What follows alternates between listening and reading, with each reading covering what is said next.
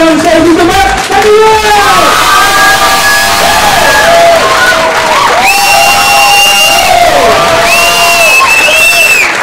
Happy birthday, everybody! I got my Ma's Cecilia here in PS I love you. Oh. And I had a flick through it, and it reminded me of the time that I got a letter off a girlfriend who had died. Only hers said, PS, you need to get checked. Comedy's new for me, as he said. I'm actually a failing filmmaker, and when you are a filmmaker or a musician or a comedian, you're kind of in a special club of artists, and in this club we all carry around a special card. It's called a social welfare card. So any taxpayers out there tonight, thanks for the free beer.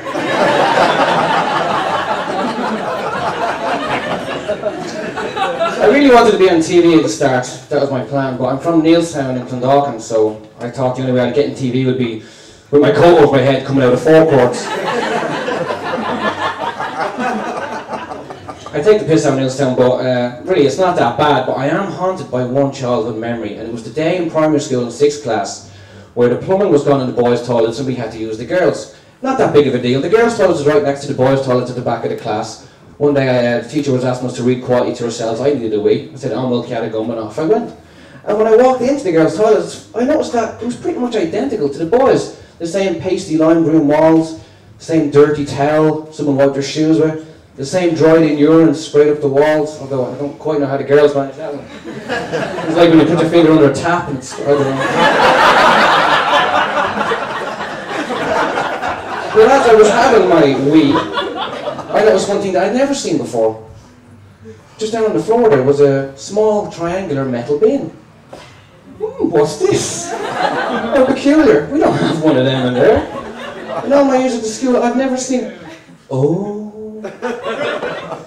This is a girly bin. For girly things.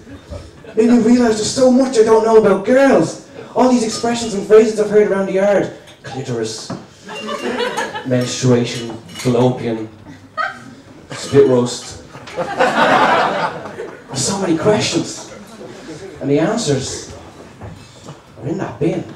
If I have one look in this bin, I'll learn more about the women than anybody else my age. I'll be the main source of vaginal information in the yard. I'll be the vagina guru of St. Mary's Primary School, and all I need to do is look in this bin. I'm chickening out, I can't do it because it's creepy and I'm a bit afraid of what might be in there, so fuck it, I'll just wash my hands. So I'm washing my hands, forgetting all about it, and I cannot stop looking at it. It's calling me, it's begging me to look into it. I'm just drawn to the fucking thing and say, "Alright, alright!" Oh look. But I need to be quiet because everybody's reading to themselves out in the classroom. If I make any noise, they'll know what it was. So the bin is shaped like this, like a dustbin, triangular thing. I'm going to open it quickly because if I open it quietly, it might creak, and everybody will just go, "What the fuck was that?" And the women will recognise it. I say women, little girls. So that sounded creepy, didn't it? So I go to open it, I say, right, I'll do it quickly up. I have a peek in, vagina guru, shut it down, I'll be a legend. So I grab it, quietly, and I lift it up fast, and it goes, boom! The crashing sound of metal on metal, and it slipped down my hand, and swung back, boom! And it echoed all over the fucking school, all over Neilstown.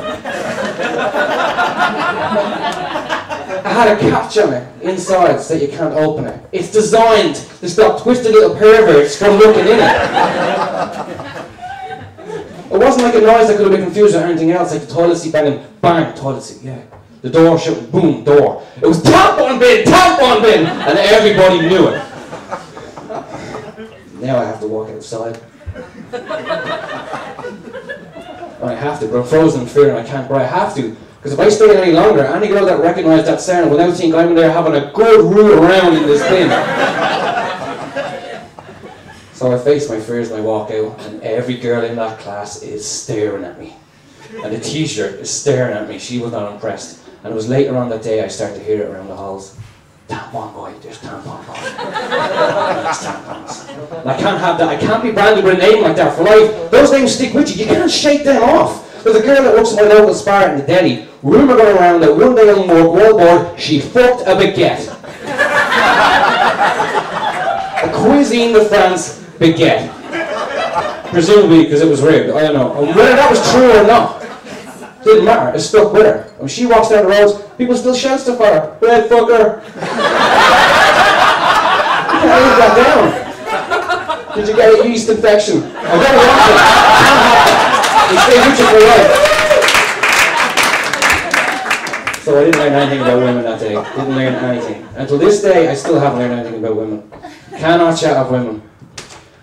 And I proved this again by trying it a few weeks ago in my local pub. A great local pub in Clondalkin. A lot of my old Dublin stores workmates from back in the day worked there, and some other friends from school, and we had a great laugh.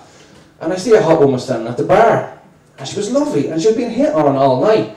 Every time someone hit on her, she kind of laughed at their chat lines and brushed them away. And for some reason I got a boost of confidence and said, no, I'm going to go chat with her. I can do that. All I need to do is come up with something original that none of the other guys said. I can do that. I'm smart, guy. I'll sweep her off her feet. And you just need one good sweet line. Her mate goes to the jack, she's on her own by the bar. I walk over. As the bartender slides me my pint, I say, you have a good night? She says, yeah. I'm like, alright, so far so good. She didn't tell me to fuck off, she gave me the time of day. Trust me, that's the furthest I've got. So all I need to do is hit her with this sweet line and she'll be making me breakfast. Just standing there. And what I meant to say was something like, oh, it must be tough having all these admirers. That's what I meant to say. What came out was, you're getting enough attention, eh?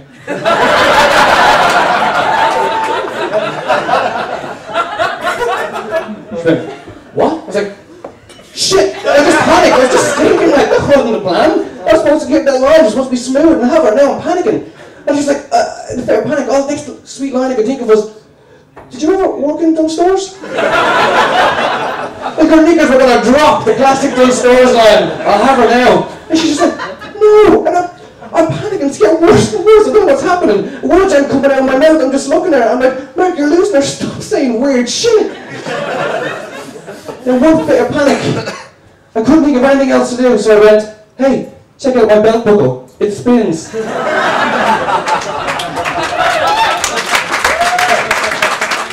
Check out my belt buckle, it spins. It was just then her mate came back from the jacks and went, hey, tampon boys, fuck this! That's all from me, everybody, thanks very much.